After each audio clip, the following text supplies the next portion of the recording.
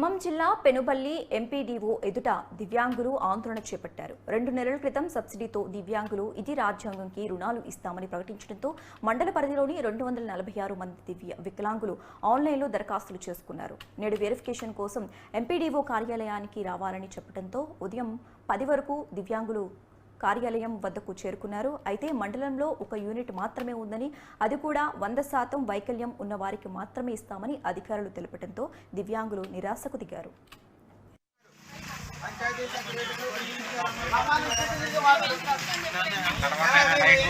పెనుబల్లి మండలం వ్యాప్తంగా ఉన్నటువంటి 246 మంది వికలాంగులందరినీ మీరు రాండి, మీకు లోన్లు ఇస్తామని చెప్పి ఆశ చూపెట్టి ఎండిఓ ఆఫీస్కి పిలిపించారు.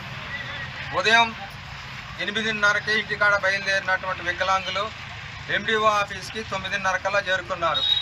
వాళ్ళు ఈరోజు వాళ్ళతో పాటు వికలాంగులు తీసుకురావడానికి ఒక ఇంట్లో ఉన్నటువంటి ఒక మనిషి కూలిపోయేది మానుకొని ఆటోలో ఏదో వెహికల్స్ మాట్లాడుకొని ఎక్కించుకొని వచ్చారు. ఎండిఓ ఆఫీస్కి దర్శనం చేస్తే 9:30కి, ఇప్పుడు 12 అవుతుంది. అధికారులు కనీసం వాళ్ళని పట్టించుకోలేదు. ఇక్కడ ఎండిఓ గారు కానీ దానికి ఒక కమిటీ వేసినా ఉన్నారు. ఎండిఓ గారు, సిడిపిఓ గారు, డాక్టర్ గారు, ఏపీఎం గారు వీళ్ళందరి సమక్షంలో ఇంటర్వ్యూ చేసి సర్టిఫికెట్స్ వెరిఫికేషన్ చేసి వాళ్ళకి లోన్ శాంక్షన్ చేస్తానని చెప్పారు. అసలు సర్టిఫికెట్స్ వెరిఫికేషన్ లేదు.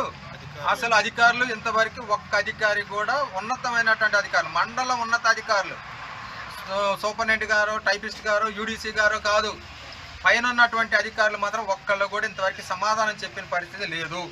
పెనుబల్లి మండలం వ్యాప్తంగా ఉన్నటువంటి 240